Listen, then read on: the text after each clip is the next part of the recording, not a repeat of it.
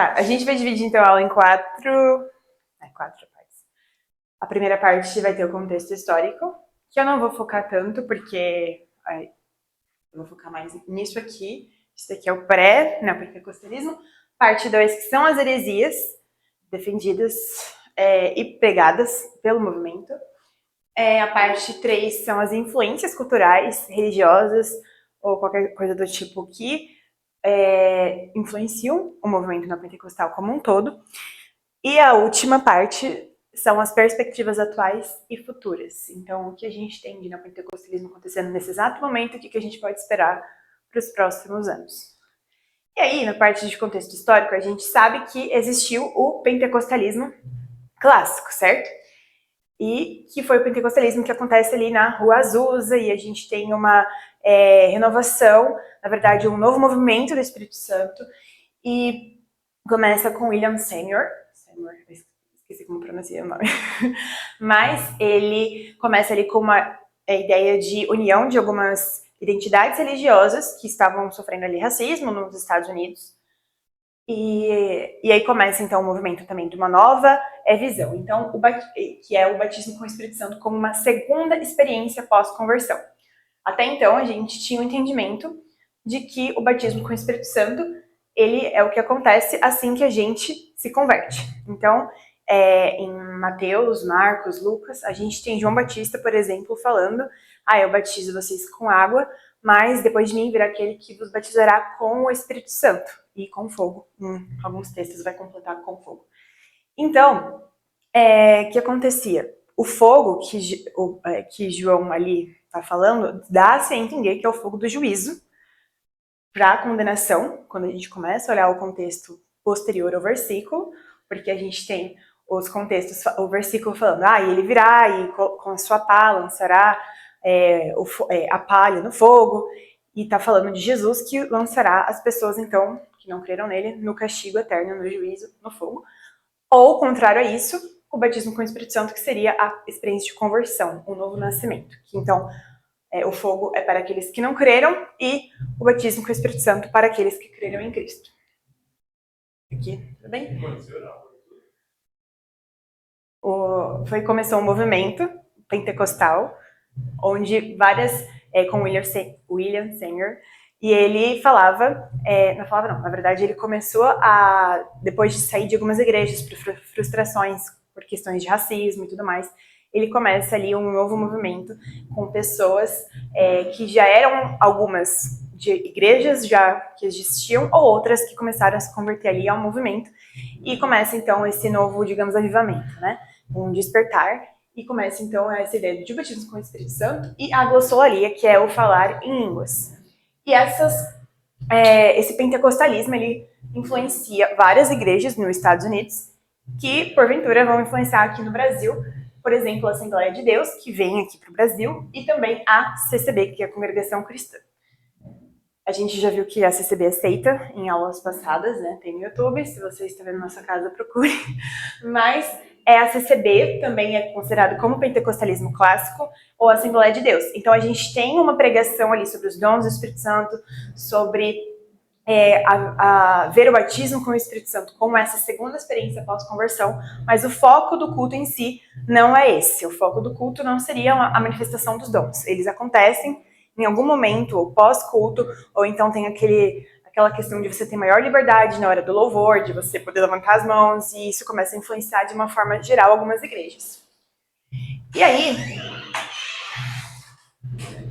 isso vai da década aqui de 1910 até mais ou menos 1950, que aí é quando a gente começa com a segunda onda do pentecostalismo, que também é chamada de deuteropentecostalismo. Já não bastava deuteronômio, agora a gente tem isso. Mas é de 1950 até 1970, mais ou menos. E aí a gente começa, então, com um novo ainda aprofundamento nesse movimento do Espírito Santo. Então aqui a gente tinha o batismo com o Espírito Santo e os dons de línguas. Agora a gente vai começar a ter um grande foco nas curas divinas, manifestações espirituais, campanhas. Então, campanhas de libertação, campanhas que são para... por exemplo, vou fazer um movimento no Brasil, uma campanha X para várias igrejas ou para várias pessoas participarem, e era uma campanha de algum tema específico, para evangelizar. Então, começa uma evangelização massiva. Muitas pessoas começam a se converter e eles têm um grande enfoque realmente na evangelização, que é um ponto muito positivo do movimento. E aí a gente tem esse daqui entrando dentro de igrejas históricas. Então, as igrejas da segunda onda, na verdade, o movimento, né, ele não produziu novas igrejas ou novas instituições, mas eles entraram o movimento entrou em igrejas que já existiam. Para não falar que não teve novas igrejas, a gente tem, por exemplo, o Brasil para Cristo, no Brasil, e também a Igreja Quadrangular, que fazem parte dessa segunda onda aqui do pentecostalismo no Brasil. E, por fim, a gente tem, então, começando o neopentecostalismo na década de 1970 até os dias atuais. Claro que ele foi se remanejando, se configurando de formas novas ao longo de todo esse tempo e de todas essas décadas, mas a gente tem um novo movimento. Porém, o neopentecostalismo, que é o que a gente vai falar hoje, ele já começa com as ideias que a gente considera de heresias. E muitas igrejas neopentecostais são consideradas seitas por conta de várias coisas que a gente vai ver aqui durante a aula. Mas, para começar, das raízes, né, do movimento é um cara que ele chama Kenyon, e ele é americano também. E ele tinha muito envolvimento com as ideias de metafísica, de você falar uma palavra e ela se concretizar, de você realmente acreditar no poder da mente, e ele começa a transportar essas ideias para dentro do cristianismo. E a gente, então, tem aí uma nova crença surgindo, que é a crença das palavras terem poder. Mas quem propagou isso de uma forma muito maior foi o Kenneth Hagin, que é o mais famoso do neopentecostalismo, no sentido histórico. O Hagin, ele fez um livro sobre algumas coisas dele, sobre a história de vida dele, e ele fala que quando ele, na infância ou na adolescência, ele teve muitas doenças, teve muitos problemas de saúde, e ele estava internado no hospital, se não me engano, e sofreu de uma paralisia, e ele leu Marcos, naquele versículo que fala: se você tiver fé e disser este monte, lança te ao mar, assim acontecerá. Ele lê esse versículo e ele entende que ele deveria orar como se ele já fosse curado. Então, como se ele tivesse que declarar: eu sou curado, isso não vai acontecer mais comigo. E ele alega que ele foi curado após essa revelação e começa a pregar isso para várias pessoas. Então, você precisa precisa declarar, ou então em outras, dependendo da igreja ou do lugar, vai ter as variações, né? Declarar, profetizar, chamar a existência, outras coisas, outras afirmações muito parecidas, mas que tudo isso chama confissão positiva, que a gente vai ver já já. Mas ele começa, então, com o movimento da palavra de fé, que é isso de você falar algo para que isso se concretize no mundo material, e a comunidade Rema. Perdão, não sei se é a comunidade, que tem comunidade Rema no Brasil, mas é outra coisa. Mas é o movimento Rema, que é como se você tivesse agora uma nova revelação das palavras que você lê na Bíblia. E aí a gente tem cada vez mais crescente, e outras pessoas começam a aderir a essas ideias e a espalhar de forma ainda mais intensa. Vocês já devem ter ouvido falar do livro Bom Dia Espírito Santo, que é do Benny Hinn, e é um livro muito famoso, muito falado, já ouvi muita gente indicando. Eu não cheguei a ler, na época ainda eu até queria, mas não cheguei a ler. E ele vai falar sobre novas experiências espirituais e também sobre o poder da fé, de você declarar e você continuar dizendo palavras para que as coisas comecem a existir. E ele tem uma grande influência no Brasil. Ele já foi chamado para o Brasil muitas vezes, mas ele está envolvido em muitas polêmicas, muitos casos errados. Ele tem questões, se não me engano, envolvidas com dinheiro, problemas em relação a dinheiro, a igreja, problemas até mesmo de pessoas que pessoas que foram na igreja e começaram a falar contra o que ele estava falando, e aí ele chama seguranças para essa pessoa ser expulsa do culto, e outras várias coisas. E a gente tem o T.D. Jakes também, ou outros televangelistas americanos, por exemplo, o Joel Osteen, que ele também é um televangelista, e ele vai falar na televisão, para grandes públicos, e ele tem muito dessa teologia da prosperidade, ou da confissão positiva. E ele vai, então, espalhando essa ideia, e que é muito influente aqui no Brasil. Chega no Brasil com grande força, talvez seja um dos países que mais tenham essa teologia, talvez perca somente para os Estados Unidos, não sei, mas ele é muito... O Brasil é um solo muito fácil de aderir a essas ideias, e depois a gente também vai ver o porquê. Mas, no Brasil, a gente tem, então, essas ideias chegando com quem? Quem vocês pensam quando eu falo teologia da prosperidade? Quais pregadores, igrejas vocês pensam? Sem guerra.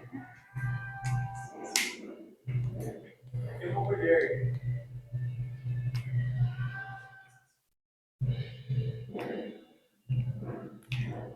Tenho Edir Macedo, é o maior nome no Brasil e a pessoa que inicialmente propagou a teologia da prosperidade aqui no Brasil, na Igreja Universal, que ele fundou, a Igreja Universal do Reino de Deus.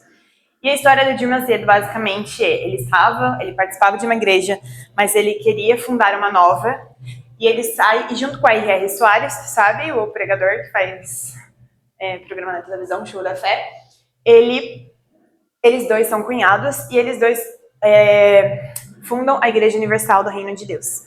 Porém, por discordâncias, eles se separam, e aí o R.R. Soares funda a igreja dele. Dizem, né, há boatos, que eu não posso confirmar, mas que a questão foi porque o Edir Macedo deixava muito claro em suas pregações, em seus movimentos, que ele queria dinheiro.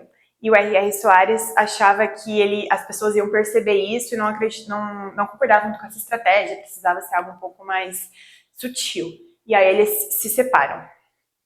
E aí a gente tem o Valdomiro Santiago, que também é outra figura mega problemática, que vendeu feijãozinho mágico na época da pandemia para você ser curado, coisas do tipo, vender objetos ungidos, e aí tem várias igrejas, tá? Isso na Universal tem, por exemplo, um culto na semana que você recebe uma rosa, na verdade você recebe não, você leva uma rosa pro culto, para todo mundo orar por essa rosa, né? Os pastores oram nessa rosa, e você leva essa rosa para sua casa, para os demônios serem expulsos, ou todo tipo de espírito mal que existe ali. E aí, né, eu não preciso falar que isso é estranho, mas isso é, assim, né, não uma prática bíblica que a gente vê nas escrituras, e acontece várias outras coisas, os cultos de libertação demoníaca, que tem gente que vai lá na frente para ser expulso, e é sempre como se fosse uma sessão de show, e não que não exista a questão de expulsar demônios, mas eles tratam realmente como se fosse um show, como se fosse naquele lugar que você vai ser liberto, que você vai ser tratado dos seus vícios. E eu não sei se vocês já viram um vídeo do Edir Macedo que as pessoas aplaudem ele numa pregação, e ele diz e fala assim: Deus não quer palmas, Deus quer dízimos. E aí é meio problemático. A gente teve recentemente um pastor da Igreja Universal que se arrastou pra cima, e ele, que eu não sei se eu posso falar essa palavra no YouTube, mas esse pastor, ele se suicidou ali, e o posicionamento do Edir Macedo frente a um pastor que se suicidou na igreja dele foi falar assim: vocês querem que eu faça o quê? Não era um homem de Deus. Se fosse homem de Deus, não teria feito isso. Eu já passei por coisas piores e não me matei. E não sei o quê. Então foi um posicionamento bem nada empático, nada amoroso, nada cristão, e bem tenebroso, na verdade. A gente... Mas a mulher que eu tinha falado é boníssimo. Milhões. Não sei como falar. Temos bastante gente, eu só quero ver se eu não... Aqui, coordenada. A questão é que o neopentecostalismo brasileiro, ele tem suas grandes diferenças, porque, por exemplo, você pode ter diferentes igrejas neopentecostais, mas que são muito diferentes uma da outra. Então, algumas focam em algumas doutrinas que a gente vê aqui, e em outras doutrinas não. Outras têm uma repaginação estética muito diferente uma da outra. Mas todo o movimento neopentecostal, tudo isso faz parte de uma releitura do cristianismo, digamos, um sincretismo religioso com uma mistura ali de religiões, de práticas culturais de outros lugares. E aí a gente tem uma criatividade litúrgica muito grande, então a gente vê que, por exemplo, diferente de uma igreja talvez mais tradicional, ou pentecostal clássica, dentro do neopentecostalismo a gente tem igrejas que muitas vezes não seguem um padrão de culto exato, então mudam muitas vezes. A gente tem um grande enfoque, por exemplo, no falar em línguas durante todo o momento do louvor. Aí tem a questão da forte mídia e marketing. Então a gente vê, claro, que o Edir Macedo, por exemplo, tem uma emissora, né, que é a TV Record, e a gente tem programas de televisão, do Valdomiro, R.R. Soares, e inclusive a R.R. Soares falava muito da confissão positiva, disso de você, né, falar e declarar as coisas para que elas aconteçam, e ele fala que se você declarar que você não vai ficar mais doente, isso não vai mais acontecer. E aí ele tem um culto que ele tá falando assim, eu nunca mais peguei resfriado depois que eu declarei isso.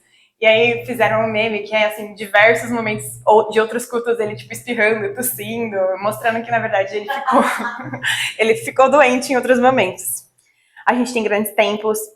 E aí, exemplos brasileiros, então, da igreja, como eu já falei, a Igreja Universal do Reino de Deus, Igreja Internacional da Graça, que é do R.R. Soares, Mundial do Poder de Deus, que é do Valdomiro, Bola de Neve, Sara Nossa Terra, Comunidades Apostólicas e alguns ministérios proféticos, e alguns movimentos apostólicos. E aí essas igrejas apresentam campanha de prosperidade, objeto ungido, ritual de libertação, forte apelo emocional, uma questão de você apelar para a música para você manipular o sentimento das pessoas e elas acharem que estão tendo algum tipo de experiência espiritual ali, quando na verdade elas só estão, sei lá, sentindo a música. E também tem a ênfase nesse mover protético, mover profético. Não sei se vocês já viram, mas, enfim, tem algumas igrejas que fazem conferências que tem sala profética, então você entra para receber uma palavra de conhecimento, faz uma fila de pessoas, como se a profecia fosse vir só porque você está entrando numa sala, quando na Bíblia a gente vê a profecia acontecendo. Deus desejava inicialmente falar com o povo, ele escolhia alguém, então essa pessoa ia falar e não necessariamente vinha de uma busca primária de outra pessoa. Então vamos para as partes das heresias, que eu acho que talvez seja a mais importante, porque talvez a gente acredite em coisas que a gente nem percebe, não sabe que é do neopentecostalismo, mas que são. E aí a gente começa então com a confissão positiva. Tudo bem. A confissão positiva, basicamente... Tem um brilhito? Não é que é um brilhito. Tá. Bom, a confissão positiva como eu falei, mas para quem chegou agora, é a questão de você declarar palavras acreditando que essas coisas vão acontecer no mundo espiritual. Então, por exemplo, eu declaro que você ficará curada em nome de Jesus. Eu declaro que toda a minha doença vai sair, eu declaro que eu não terei mais dívidas, ou eu profetizo tal coisa, e você acredita que você, por estar falando essas palavras, as palavras têm poder, então aquilo vai acontecer. E aí é muito usado isso, né? A palavra tem poder. E de onde sai isso? É de um versículo de Provérbios que vai falar que a língua tem poder sobre a vida e sobre a morte. Aquele que a usa bem comerá de seu fruto. Só que, beleza, a gente pode ler isso e pensar, realmente, a língua, nossas palavras, têm poder para a vida e para a morte. Então, se eu declarar coisas de vida, essas coisas de vida vão acontecer. Se eu declarar coisas ruins de morte, essas coisas vão acontecer. Mas Provérbios inteiro está repleto, assim, inundado de vários versículos falando sobre o bom uso das nossas palavras, da nossa boca. Então, para trazer palavras de mansidão, de sabedoria, palavras de esperança, vai falar sobre o ensino, sobre a gente usar a nossa boca para corrigir, para encorajar, coisas do tipo. Provérbios está nos ensinando como ter uma vida sábia, basicamente. Ele está falando isso o tempo inteiro, então não somente com as palavras, mas com quem a gente anda, os nossos comportamentos, se a gente busca riquezas acima de tudo, se a gente tem amigos ou se a gente não tem. Ele está dando conselho para diversas áreas da vida, e uma delas é as nossas palavras. E é sobre isso que o versículo está falando, sobre o bom uso que a gente faz dela. Como um cristão, a gente precisa fazer um bom uso das nossas palavras. O próprio Jesus vai falar que pelas nossas palavras nós seremos justificados ou condenados no dia do juízo. Então, está falando sobre esse poder, sobre essa questão, e também outro versículo que fala que a nossa boca fala do que o coração está cheio. Então, a nossa palavra deve refletir Cristo no nosso coração, e não está falando de você usar sua boca, suas palavras, para determinar uma realidade. Até aqui, ok? Está sendo falado em nome de Jesus. Eu vou falar disso já já. Aí tem outro princípio da construção positiva, que é a base bíblica. Então você vai pegar versículo X, então, por exemplo, assim como Isaías 53 fala que Jesus levou todas as nossas dores, então eu vou pegar esse versículo e vou falar assim, a palavra diz que Jesus levou todas as minhas dores, então eu declaro em nome de Jesus que eu ficarei curado agora, porque Jesus levou minhas dores. Eu pego esses vários versículos para dar uma base para aquilo que eu vou declarar, para aquilo que eu vou profetizar, ou coisa do tipo. Só que a base bíblica, muitas vezes, que é usada, é tirada de contexto. Então, por exemplo, quando Jesus está falando, quando está falando em Isaías, que Jesus levaria todas as nossas dores, estava falando sobre o castigo que o nosso pecado afligiu a Cristo. E essas dores não está falando que nós não teremos mais doença, até porque em vários outros momentos do Novo Testamento a gente vê pessoas doentes, pessoas de Cristo. Paulo, por exemplo, aconselhando Timóteo, que estava doente, vai falar para ele tomar vinho, que era bom para o estômago, e não para ele declarar a cura sobre alguma coisa do tipo. E não que Paulo não estivesse, sei lá, em algum momento ele tenha orado, pedindo para que Deus curasse Timóteo, mas ele não aconselhou Timóteo a usar das palavras para determinar uma nova realidade e para determinar que ele seria curado. E eu já vi pelo menos pessoas falando assim em pregações, eu orei uma vez pelo meu joelho e eu criei que eu fui curado, então eu já saí correndo na mesma hora, porque eu cria que Deus tinha me curado. Só que isso muitas vezes pode ser problemático, porque a sua fé não está sendo demonstrada quando você exercita a ação logo em seguida, tipo, vou sair correndo. A sua fé é demonstrada pelo fato de você crer que Cristo pode fazer aquilo, não necessariamente que ele vai fazer. A nossa fé não é a crença de que com certeza Deus vai fazer isso. Não é, Deus é poderoso para fazer a vontade dele, independente do que ele for fazer.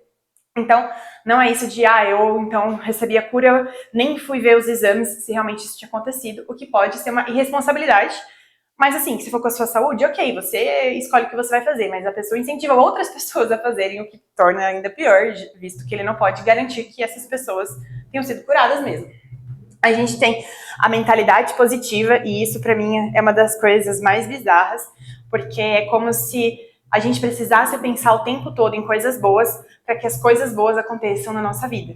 E eu já vi uma pregação sobre isso em uma igreja até que famosa aqui, na Anália Franco, e eles tinham uma questão de você estar falando sobre... Era uma pregação que o pastor falava sobre você ter o poder da imaginação. Então, era uma pregação sobre isso, que parece muito uma palestra, sei lá, coaching ou coisa do tipo.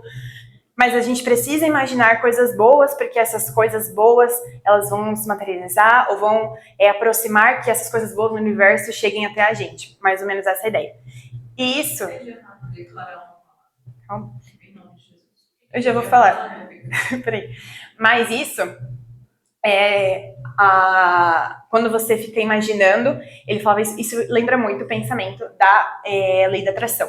Não sei se vocês estão familiarizados com a ideia, mas eu acho que hoje no TikTok, em redes sociais, muitos influenciadores fazem isso e divulgam para as pessoas, incentivando. Mas, por exemplo, eu preciso que sei lá, eu quero ser muito rica, coisa do tipo. Que é um desejo que quase todo mundo tem. E aí a pessoa começa a falar, tipo, imaginar somente...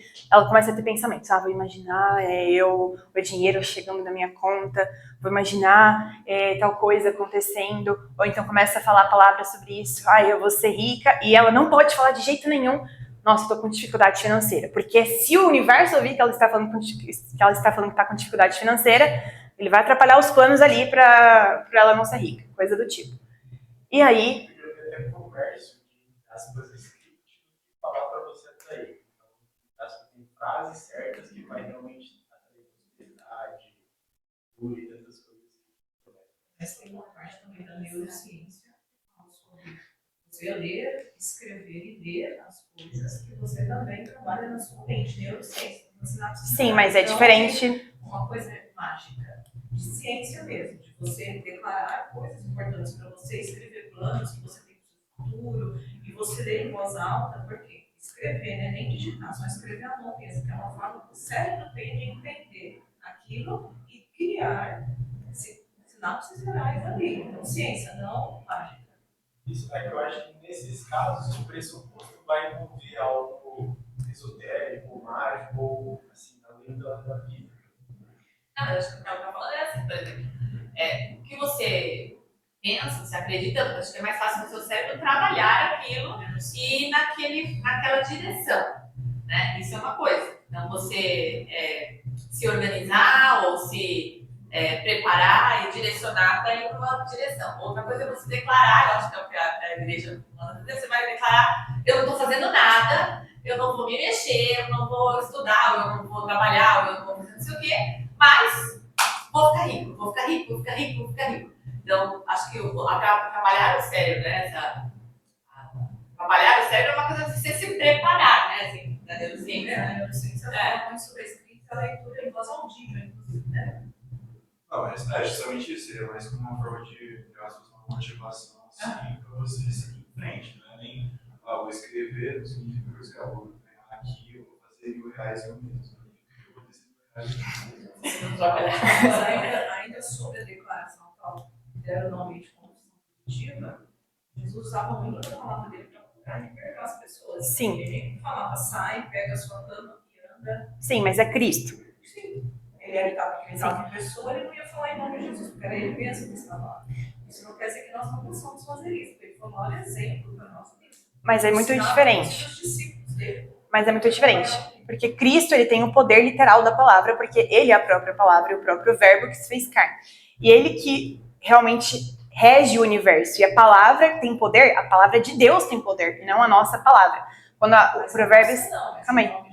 Quando a nossa palavra, quando o versículo fala que a palavra tem poder, não está falando sobre determinar realidades, mas sobre ela ser usada, porque ela tem poder no sentido de levar encorajamento para uma pessoa. O que você fala, muitas vezes a gente já ouviu coisas que nos magoaram ou que nos fizeram feliz, e é a palavra que fez aquilo, porque ela tem o poder daquilo que a gente ouve. Então, se eu falo para Isaac, você nossa, você foi muito péssimo nessa prova, não sei como você consegue ter coragem de mostrar essa nota, sei lá, para sua mãe, porque, pelo amor de Deus, você é muito burro.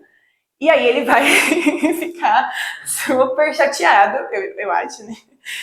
Ele vai ficar super chateado e triste, porque a minha palavra, que tem poder para a morte, no sentido de, a minha palavra destruiu alguma motivação, qualquer alegria que ele tinha. Ou então você fala, Isaac,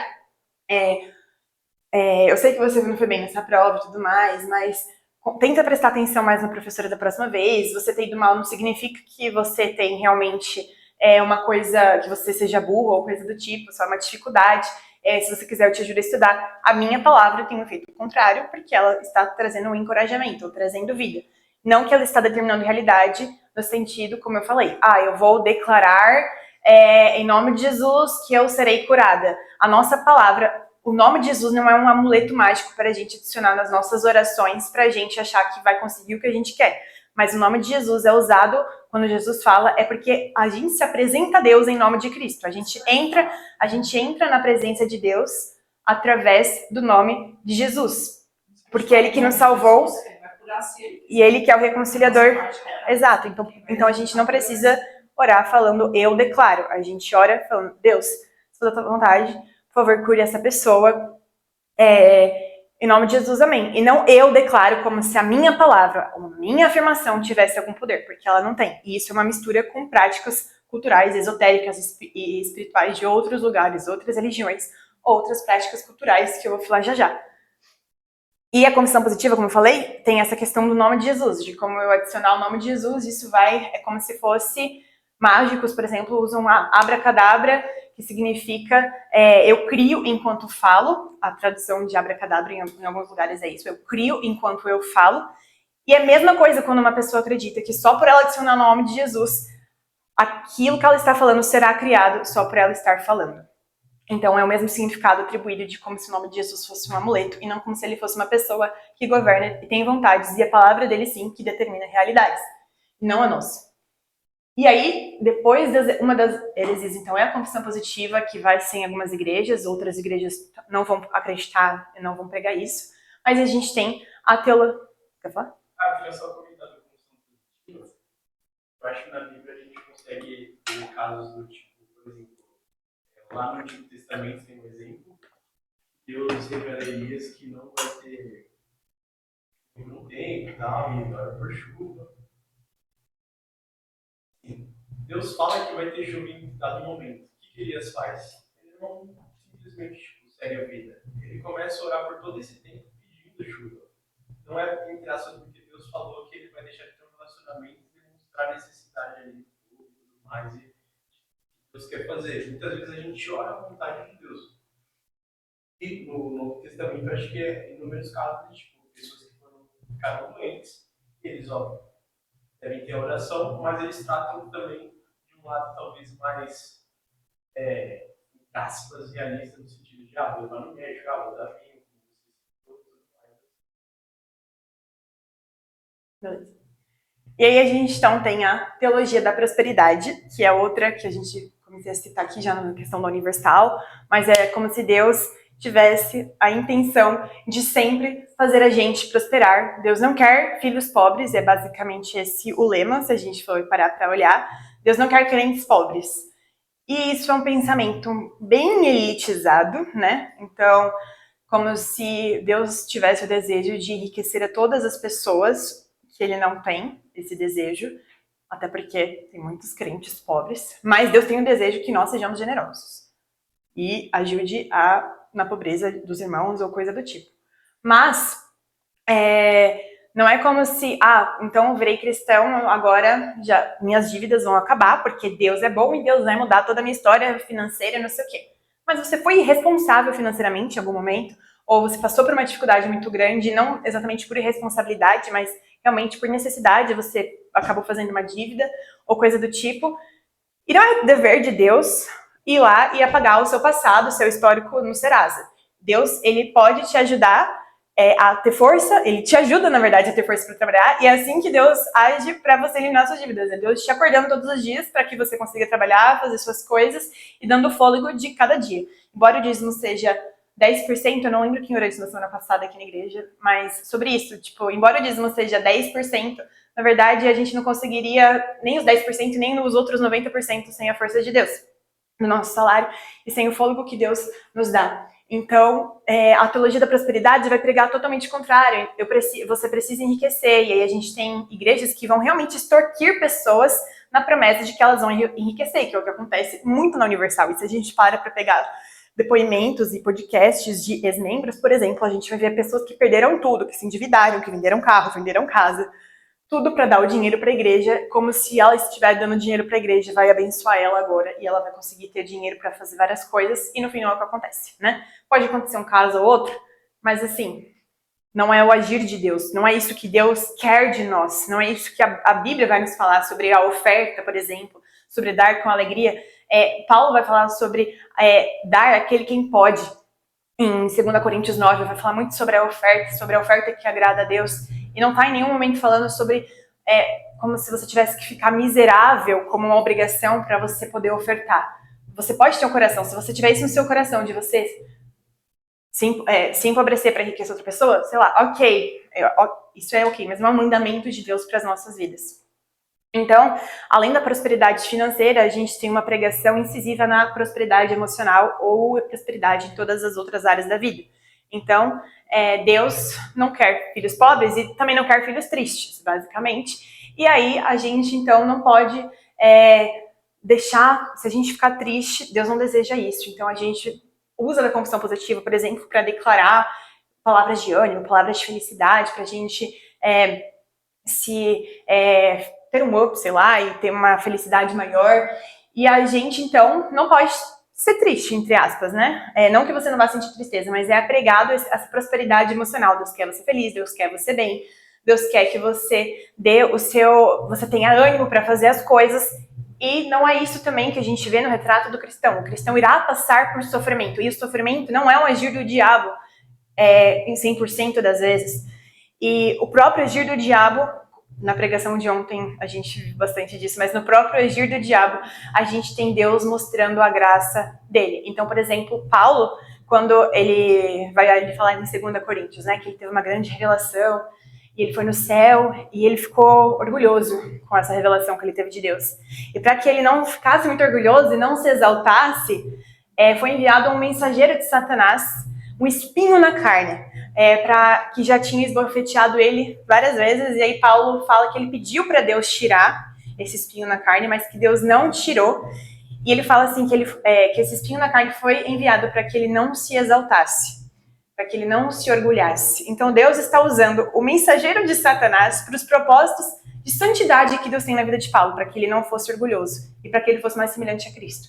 Da mesma forma, em Romanos 8, a gente vai ver os versículos ali falando sobre tudo coopera para o bem daqueles que amam a Deus e dos que são chamados segundo o seu propósito. E muitas vezes esse versículo é usado no sentido realmente de Deus está fazendo, tudo vai acontecer para o meu bem. Só que a gente tem a visão de, não, eu vou passar nessa faculdade que eu quero, porque tudo coopera para o bem daqueles que amam a Deus, e eu amo a Deus. E a gente tem uma visão de bem sobre a nossa vida, que não é necessariamente a mesma visão que Deus tem de bem sobre a nossa vida. O bem que Deus quer pra gente é que nós sejamos mais semelhantes a Cristo e para que para que a gente reconheça que a gente dependa mais dele. E aí tudo coopera para o bem significa que até o sofrimento, até as coisas ruins que acontecem na sua vida, Deus está operando nisso tudo para que você seja mais santo, para que você seja mais próximo dele. E não que as coisas, somente as coisas boas e as coisas que você acha que são boas vão acontecer. Após isso, a gente também tem a teologia do domínio, que eu não sei se ela é tão famosa, mas tem bastante disso, que a teologia é chamada de 7 esferas ou de 7 montes, que é no sentido de os cristãos precisam ocupar todas as áreas da sociedade. Isso é uma verdade, a gente pode ocupar os lugares da educação, da política, ou religioso, lugares da arte, economia, cultura. Mas essa teologia é usada como se a gente devesse dominar, como se a nossa posição ali devesse ser a de domínio. Nós estamos em posições maiores, precisamos ter as maiores hierarquias, precisamos colocar a nossa posição ali como algo de poder, para realmente dominar as pessoas. Então, na política, muitas vezes, a gente vê isso acontecendo. Por exemplo, a bancada evangélica, que tem esse nome, mas que faz várias coisas também um tanto questionáveis, mas usa desse nome para trazer um domínio e para trazer, em vez de servir o povo, em vez de servir as pessoas, eles buscam os próprios interesses e se servirem a si mesmos, em vez de servirem o povo brasileiro como um todo, ou em vez de servirem ali o seu eleitorado de alguma forma. Mas não usam o seu poder, a sua posição para servir, que é o que a gente vai ver em outras teologias, por exemplo, o neocalvinismo vai falar muito sobre a gente usar a nossa profissão para redimir efeitos da queda. Então, um arquiteto, por exemplo, que planeja uma casa para que uma enchente que aconteça naquele bairro não atinja a casa e não derrube, não entre na casa, esse arquiteto cristão, ele está redimindo os efeitos da queda, no sentido de, é um efeito da queda, as enchentes, os problemas da natureza. E a gente está trabalhando aqui como cristão para que esses defeitos que tem agora no mundo não atinjam as pessoas. Isso é um serviço e não um domínio. Você não está usando, novamente, seu poder para dominar. Acho que está muito ligado a ideia de tornar a sociedade cristã. A partir do momento que a gente está no domínio, e está nas posições altas, a gente vai ter uma grande influência para trazer o cristianismo para todo mundo. Sim. Mas não é tão verdade. Tanto que a gente vê prédios se tornando de identidade cristã e não significa que todo mundo vai se tornar cristão, vai haver um evangelismo em massa, e muitas vezes até desevangelismo, porque passam a acreditar num Deus muito mais caracterizado ali pelo porquê quiser. Essa ideia, eu acho que a política é um exemplo muito grande no Brasil, porque, por exemplo, a gente viu nas eleições, nas últimas que teve ali Lula versus Bolsonaro, um grande movimento das igrejas evangélicas em prol do Bolsonaro, a ponto de trazerem ele para dentro da igreja, orarem por ele no púlpito, como se aquele candidato, por ele se dizer cristão, estava representando Deus, estava representando o lado de Deus, quando na verdade não é isso que acontece, né? Bolsonaro, nem sei se a gente pode dizer que era cristão, mas ele foi em diversos outros templos religiosos também para procurar apoio de outra massa eleitoral. Então é muito uma estratégia política do que é muito mais uma estratégia política do que talvez um desejo realmente por buscar a bênção de Deus. Então é muito fácil Pablo Marçal subir, por exemplo, no seu palanque político e falar, quando ele foi se eleger no caso, e falar o nome de Deus, porque isso vai atrair. Existem muitos crentes, muitos católicos hoje no Brasil. Então, se você conquista essas pessoas, você está conquistando praticamente o seu voto garantido. Porque são muitas pessoas. Então, você fala o nome de Deus, essas pessoas vão acreditar que eu estou em nome de Deus. Logo, o meu outro candidato está do lado do demônio. O Lula é a representação do diabo e Bolsonaro é a representação do lado de Deus. Quando não é isso que acontece, independente de quem é eleito, Lula ou Bolsonaro, todo político, ele está lá porque Deus quis. É o que vai falar Daniel. Que Deus elege, faz tempos e estações, governos, autoridades, reis, e ele quem coloca essas pessoas nessas posições. Mesmo que as pessoas possam ser más e maus governantes. A gente ainda crê numa vontade soberana e superior de Deus.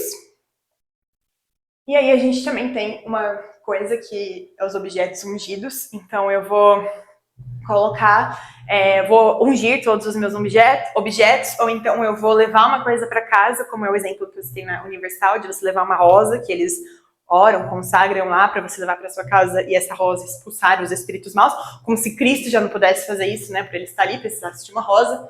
Mas eu coloco uma vassoura, eu já vi isso, venderem vassoura, para você varrer a sua casa e, nossa, vai varrer os espíritos maus junto. Coisas do tipo, daqui a pouco vão vender espanador, tirar o pau do armário, porque tem um demônio no armário e eu preciso espanar isso. Como se o nome de Cristo não pudesse fazer isso já por si mesmo, ou como se tudo fosse ali algo que já fosse demoníaco.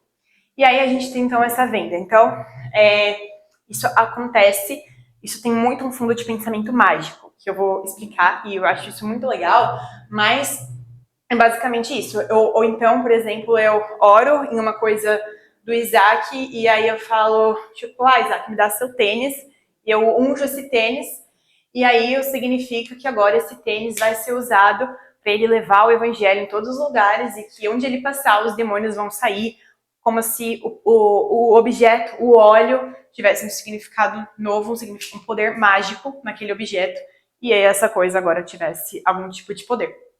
E aí eu vou explicar por que isso tem a ver com pensamento mágico. Mas, a gente entra aqui na parte 3. Ficou algum comentário, dúvida? Eu acho que Deus ele pode fazer o que quiser e muitas vezes vai, talvez, constranger, espantar a gente, escandalizar a gente. Tanto que quando Jesus chega e começa a fazer milagres inéditos até então, os fariseus ficam tipo, isso não é de Deus, isso nunca aconteceu e tal. E hoje a gente pode cair nessa questão de Deus não vai fazer porque ele só fez de tal jeito, a gente acaba colocando uma caixinha. Mas, por exemplo, nesse caso de objetos ungidos, primeiro eu acho que há uma mercantilização da fé. A galera vende itens assim. Como que a oração deveria ser de graça, o que você recebe de graça deveria ser de graça. Se cobrar para orar por alguém ou por ter um objeto ungido, eu acho que é totalmente bizarro. E de qualquer jeito, eu acho que não é um jeito assim, mais talvez bíblico no sentido de que não é um mandamento ou a ordem que a gente vê, mas sim orar direto pela pessoa, ou orar pela pessoa que está em casa. Às vezes hoje em dia, com a tecnologia, a gente pode orar. Eu na minha casa, em ligação com alguém na casa de outro. Tipo, Deus não vai falar, caramba, não está dando conexão, precisa ser confuso. Ele ouve a oração e age conforme a vontade dele. Sim. Isso é legal. Deus, ele pode agir de uma forma que a gente não viu antes, e não necessariamente essa nova forma significa que é uma coisa errada. Ah, não, isso não é Deus. Que é o exemplo ali dos fariseus vendo Jesus, a forma que ele agia, era uma forma nova. Porém, a forma que Deus age nunca vai ser contra aquilo que está estabelecido na Bíblia. Não que todas as formas que Deus age estejam descritas na Bíblia, mas as formas que Deus age não vão contradizer o seu caráter ou aquilo que é algum mandamento da Bíblia, algo do tipo. Então, por exemplo, Deus, ele pode realmente, num culto, por exemplo, despertar emoções de uma pessoa e ela começar, sei lá, tremer, chorar e alguma coisa do tipo. Talvez na Bíblia a gente não tenha um exemplo disso, mas não tem nada na Bíblia que vá contra isso, certo? Então, não é algo que necessariamente eu vou rotular como bom, agora a gente vai falar sobre as influências. Então, pensamentos religiosos, filosóficos, culturais que estiveram presentes e estão presentes na nossa sociedade e que influenciam muito, tanto as doutrinas neopentecostais, como a forma que as pessoas recebem essas doutrinas nos seus ouvidos e começam a praticar. A primeira coisa que eu quero falar é magia e pensamento mágico. Isso daqui, eu estudei recentemente, eu achei muito curioso como que a gente conseguia linkar isso com muitas coisas das práticas neopentecostais. O Brasil é um país que acredita muito na magia, e eu não quero falar magia aqui e você pensar numa bruxa mexendo num caldeirão ou coisa do tipo. A magia está muito além disso. A gente tem a magia sendo definida como um conjunto de práticas, crenças e ritos baseados na suposição de que é possível manipular forças invisíveis para produzir resultados desejados. Então, é como se eu acreditasse que tem uma força vital no universo ou nas coisas. Então, essa força ela não é uma coisa pessoal. É como se fosse uma energia, né? Talvez seja a forma que a gente entenda mais fácil hoje. É como se fosse essa energia presente nas coisas, essa força vital. E a magia é a tentativa de manipular essa energia ou essa força para conseguir o que eu quero. Então, eu posso fazer isso através de rituais, práticas mágicas ou coisa do tipo. Então, uma das coisas na magia, por exemplo, que a gente tem é a simpatia, né? Um exemplo. Então, vamos supor que eu namoro o Renan, mas antes de eu namorar o Renan, eu queria muito que ele gostasse de mim, não sei o quê, né? E aí eu vou e eu pego um fiozinho, por exemplo, do cabelo dele, levo pra um... Sabe aquele dia que deu um puxão no seu cabelo? Eu pego esse fiozinho de cabelo dele e eu vou lá e levo pra fazer um ritual mágico. Então, eu não sei, tá? Vou inventar um aqui. Eu pego o cabelo dele e eu coloco o cabelo dele em cima de uma florzinha, de uma rosa, vai? Que é um exemplo de flor que as pessoas usam hoje em dia no sentido amoroso. Coloco o cabelo dele dentro de uma rosa e eu começo, sei lá, a falar: Renan vai gostar de mim, Renan vai gostar de mim, ou coisa do tipo. Porque o cabelo, na magia, esse sentido da lei dessa... chama lei da similaridade, que é quando eu acredito que aquilo representa o Renan. Então, aquele cabelo do Renan representa o Renan como um completo. Então, quando eu tô fazendo esse ritual usando o cabelo do Renan, é como se o próprio Renan estivesse ali no meio da rosa e recebendo esse tipo de coisa. O voodoo, por exemplo, que é você espetar a agulha ali, né, no bonequinho que representa uma pessoa X. Então, aquele boneco representa aquela pessoa e quando eu faço isso nesse boneco, aquela pessoa está recebendo a mesma coisa. Ou então, em algumas tribos indígenas, por exemplo, não lembro o nome agora, mas você coloca, quando uma criança nasce, você pega o cordão umbilical dela, se não me engano, e enterra junto e planta uma árvore junto com o cordão. E à medida que aquela árvore cresce, está simbolizando o crescimento daquela criança também.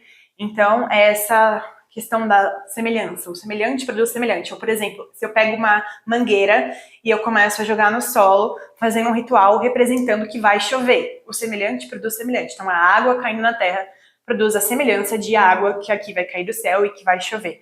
Então, a gente tem vários desses rituais. Então, a minha tentativa é como se... E não existe uma coisa moral, por exemplo, tem um ritual moralmente certo ou moralmente errado. O importante do ritual é eu conseguir aquilo que eu desejo, é a eficiência dele naquilo que eu estou querendo. E aí, a minha tentativa, então, é de manipular essa força invisível. E eu acredito que, se eu passar debaixo da escada, né, na lei, muitas superstições, então, por exemplo, vai ter uma maldição sobre mim. E aí, você passa debaixo da escada e você pensa, putz, estou maldito, sei lá. E para você desfazer essa maldição, basicamente, seria você passar de costas, de novo, para você desfazer essa magia. Então, é como se você estivesse desfazendo o resultado do que você fez antes. Então é isso, tipo assim, eu consigo manipular essa coisa, eu consigo reverter as situações de alguma forma, eu faço um novo ritual, faço uma nova, sei lá, uma coisa xamânica, dos xamãs lá. Eu faço uma nova coisa do tipo e eu vou manipulando. Só que isso a gente pensa em algumas religiões muito específicas, cartomante, ou então tribos indígenas, que tem muitos rituais mágicos, mas é um pensamento muito presente dentro do cristianismo, muitas vezes sem querer. Por exemplo, eu coloco Deus, muitas vezes a gente tem, por conta da nossa sociedade, acreditar tanto nesses rituais, nessa superstição, a gente tem uma nova leitura de Deus, sem querer. Porque a gente é influenciado, né, inconscientemente, muitas vezes, e aí eu penso, como se Deus fosse essa força invisível presente na natureza, e eu preciso fazer rituais para que coisas aconteçam. Então, é uma ideia igual do pensamento mágico quando eu penso. Preciso tomar ceia hoje para que nada aconteça comigo durante esse mês. Eu esteja protegido de todo mal durante o mês.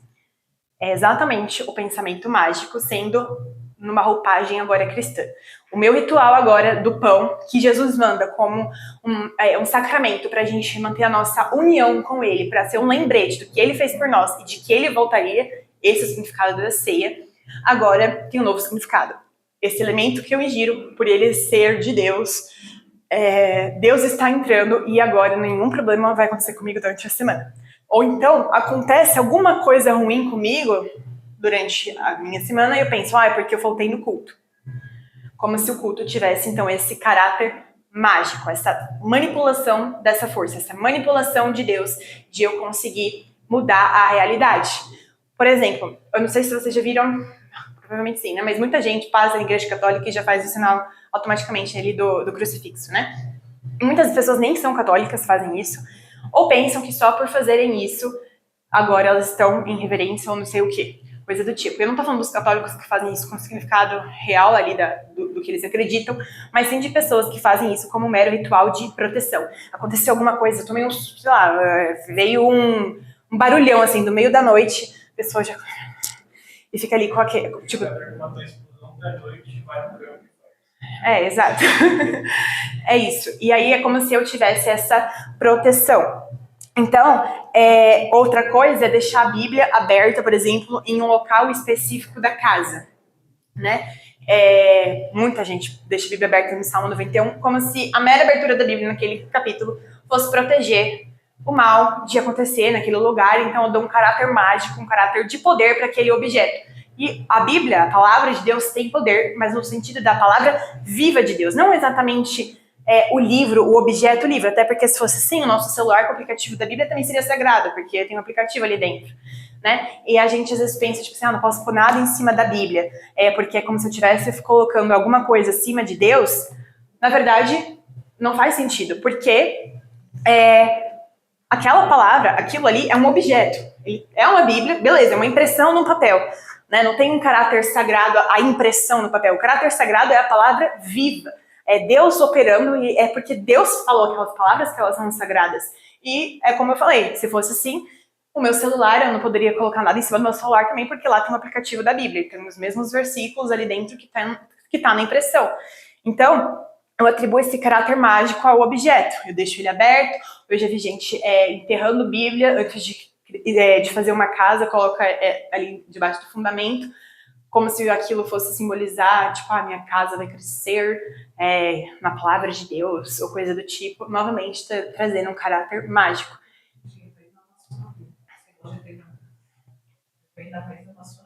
Muitas igrejas têm hábito de ter uma Bíblia, tem a igreja, quando a igreja vai ser fundamentada, vai ser inaugurada, eles enterram a Bíblia, enterram dinheiro, enterram o nome de todos que começaram, e aí foram estudar isso. Cristãos, né, que começaram a entrar mais nessa área de libertação, foram estudar isso é a maçonaria, que tem esse ritual. A maçonaria é muito diferente do que igrejas, né? Liderança. E a gente vê por aí, cada cidade você vai ter aquele compasso, né? Ali eles fizeram tudo isso na cidade, embaixo daquele compasso, ali naquele local, eles não sei, não enterram a Bíblia, mas eles fazem rituais semelhantes a esses, declarando aquela cidade do Deus deles, né? Sim. E aí, então, novamente, tem até mesmo essa representação de caráter mágico. E tem muitas regiões, como eu falei, tem na maçonaria. Só completar, quando uma igreja sabe que outro pastor chega nessa igreja, sabe que o anterior fez isso, a pessoa ora, desenterra tudo. Mas, né, algumas orações espirituais, a gente libertação, pedindo perdão, principalmente, E aí a gente tem, então, religiões orientais que usam a magia, várias outras práticas, que usam... No judaísmo a gente também tem um caráter mágico ali na questão da cabala, ou algumas partes esotéricas do judaísmo que usam, por exemplo, o poder dos números.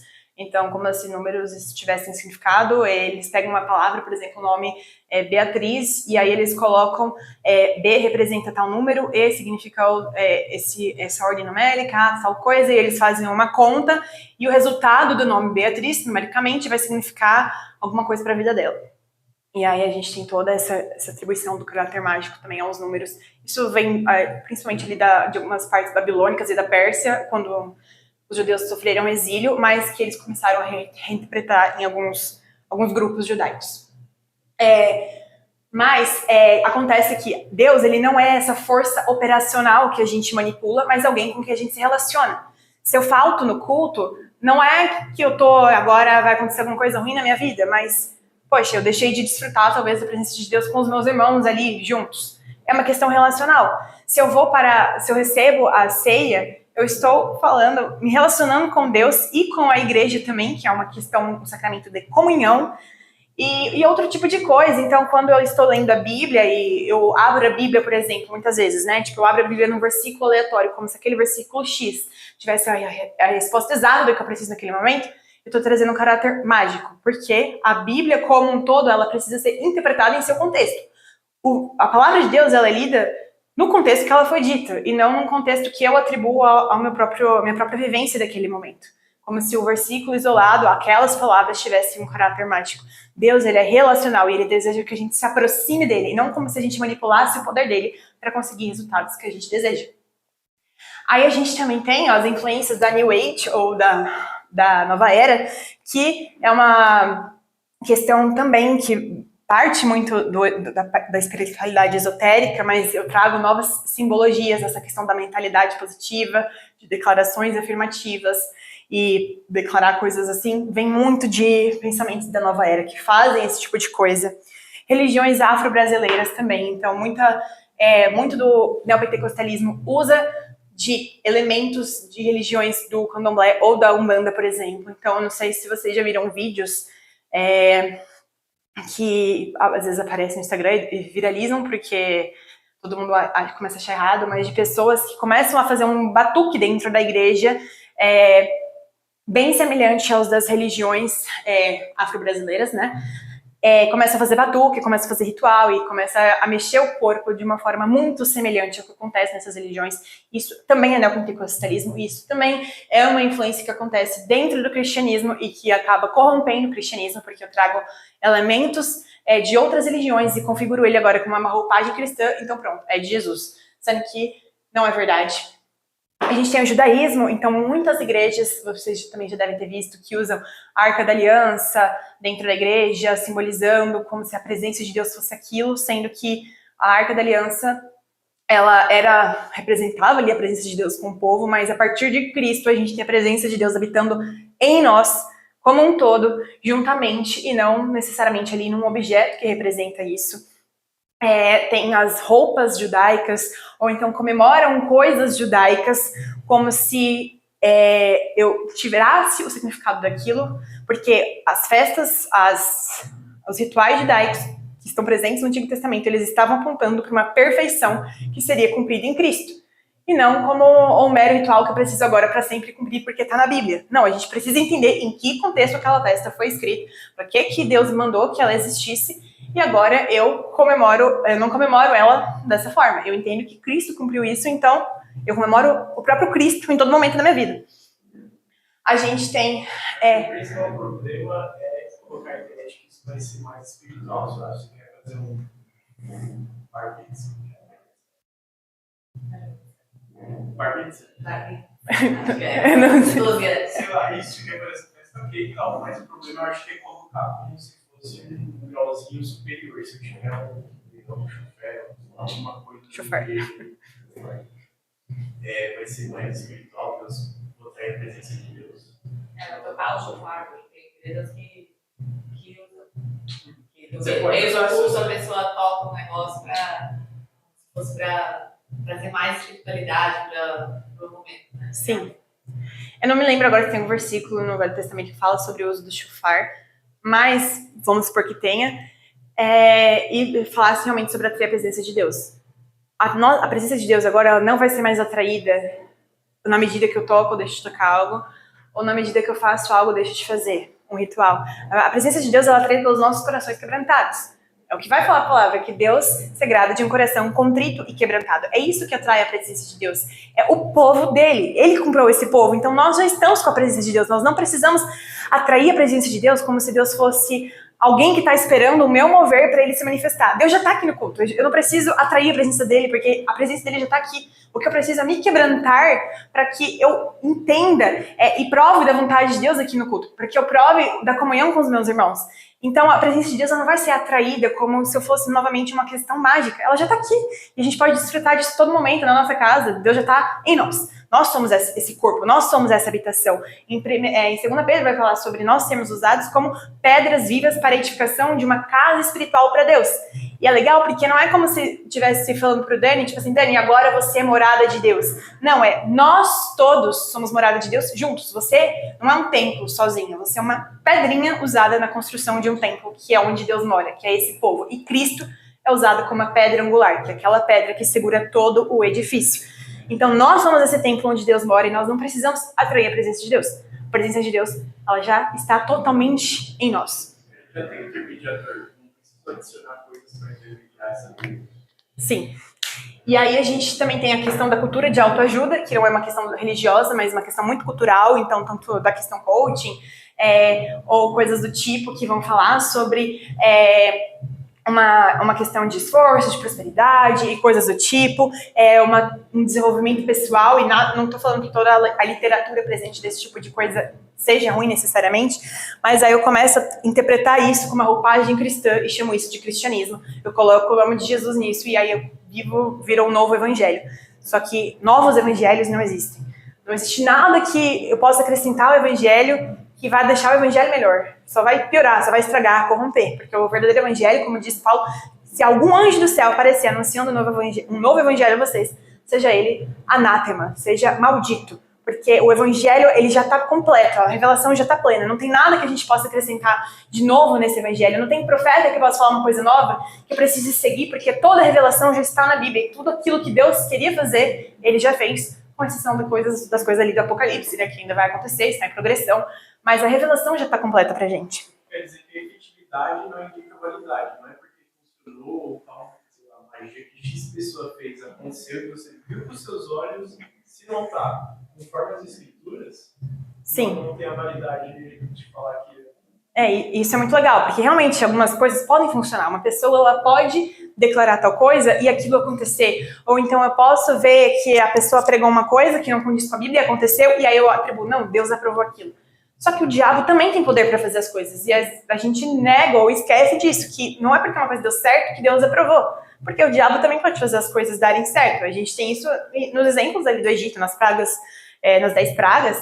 A gente tem os magos de Faraó conseguindo transformar também o cajado numa serpente, a água em sangue ali em um determinado momento. Até o momento que Deus coloca, não vai mais fazer isso e eles não conseguem mais reproduzir as pragas, né? Mas o diabo consegue ter poder. A gente tem exemplos no Novo Testamento de uma escrava que ela conseguia adivinhar o futuro das pessoas. Era Deus que estava falando? Não, ela foi um demônio que foi expulso dela.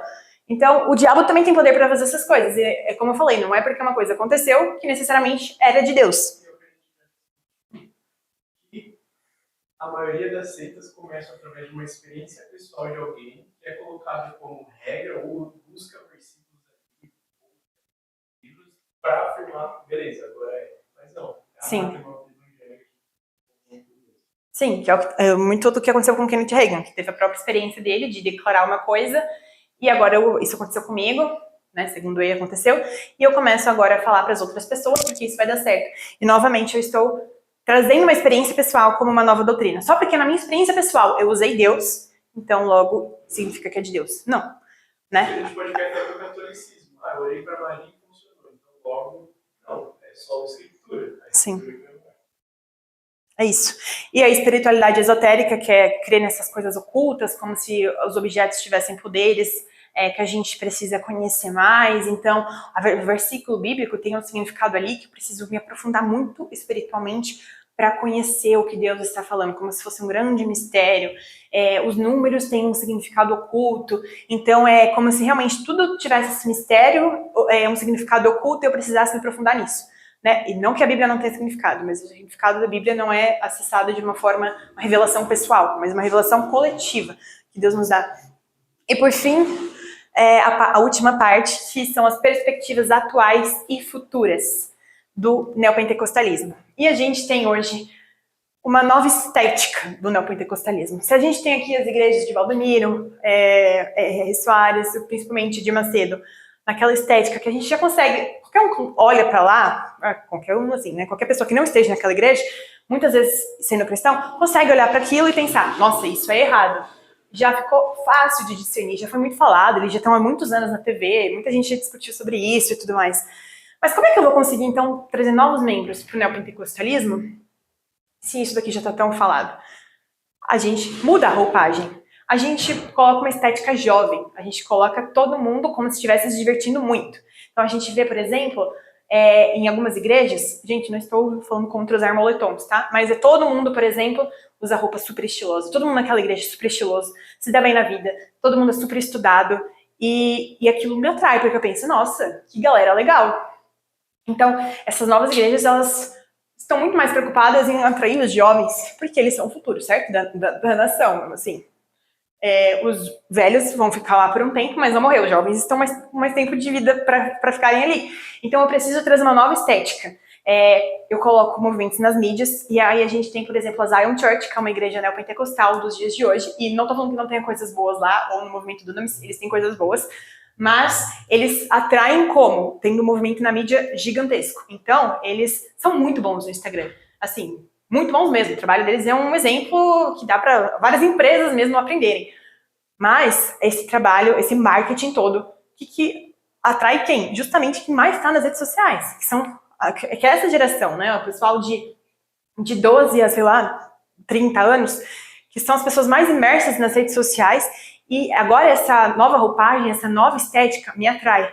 E aí eu estou proclamando as mesmas verdades, por exemplo, a teologia do domínio, ou a confissão positiva, que eles negam, mas já foi mostrado em vários cultos que eles fazem isso, ou coisas do tipo. Eu prego essas mesmas coisas, mas com uma estética jovem. É legal ser da Zion, é legal ser crente assim, você precisa pagar tanto, e eles fazem isso, o movimento deles de missões, que eles fazem um curso, é um valor absurdo, assim, o curso que eles fazem, mas muita gente quer fazer porque pensa, não, só ali que Deus está falando, porque tem todo esse marketing em cima. Nossa, olha que legal, a forma, as gravações que eles fazem, todo mundo tá vivendo algo novo, eu não posso ficar de fora, todo mundo tá participando disso, eu preciso entrar, senão eu não vou receber o avivamento de Deus, eu preciso ir pro Decente para receber o avivamento de Deus. Sendo que o avivamento de Deus acontece quando você está ali pessoalmente com Deus, ou na igreja, ou em qualquer lugar, e você se arrepende, chora. Deus está vivendo no seu coração ali. Você não precisa ir para uma cidade, para um estádio X de tal pessoa para receber o avivamento que vai vir sobre o Brasil, ou coisa do tipo. O avivamento acontece no seu coração. E a gente tem toda a estética, como eu falei, não só a Zion, muitas outras igrejas que tem essa estética muito mais bonita, esse novo Instagram, conquistando essa nova geração, porque isso aqui é muito caricato, e eu consigo perceber que é errado, né? Eu consigo perceber que isso daqui todo mundo já sabe que não é de Deus.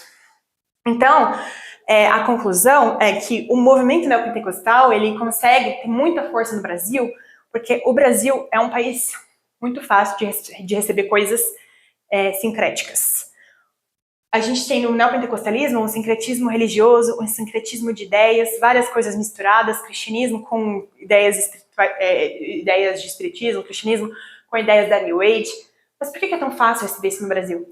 Porque o nosso povo já é um povo de alta miscigenação. A gente tem muitas culturas vivendo aqui no Brasil, muitos povos de diferentes lugares. Em qualquer lugar que a gente vai, a gente tem pessoas que vieram, sei lá, diferentes regiões da Europa, regiões da África, gente ainda de descendência indígena, as questões árabes ali, de povos árabes que vieram para o Brasil. Isso a gente vê na culinária, como a nossa culinária aqui no Brasil é diversa, como as nossas danças, as nossas músicas são coisas muito diversas, como a nossa religião não seria também. E aí a gente tem, então, todo esse sincretismo do Brasil, toda essa miscigenação, na verdade, sendo um solo muito fácil para eu aderir uma religião que tem tantas ideias diferentes. Porque o meu povo já é assim. A minha crença popular já é assim. É fácil de eu atrair um brasileiro que acredita que se ele, sei lá, se benzer, se ele fazer tal ritual, ele vai atrair uma coisa boa na vida. É fácil eu dar um novo discurso e falar assim, se você fizer isso aqui, esse objeto aqui ungido, Deus vai abençoar e vai expulsar todo o demônio da sua casa. Ele já está acostumado, ele já é familiar para ele. É uma história da família, uma história popular. Então é muito fácil de a gente conseguir ter o neopentecostalismo no Brasil. E aí uma coisa que eu penso é que se a gente tivesse, por exemplo, uma religião que a gente pudesse... Se o povo brasileiro fosse uma religião, seria o neopentecostalismo. No sentido de... se a gente conseguisse colocar todo mundo numa religião só, talvez o neopentecostalismo fosse o que mais fosse dar certo, porque é o que mais mistura tudo. Então a gente consegue abarcar pessoas de diferentes históricos religiosos, pessoas de diferentes regiões do Brasil, porque o neopentecostalismo tem tudo junto, misturado, e isso acaba atraindo pessoas diferentes. Mas basicamente é isso. E aí o que vocês tinham falado, né, que de fato o novo pentecostalismo é uma nova interpretação de como o Espírito Santo age, mas que não está de acordo com a Bíblia, diferente dos movimentos da primeira onda ou da segunda onda, e é a reinterpretação da ação do Espírito Santo. Então, é isso, gente.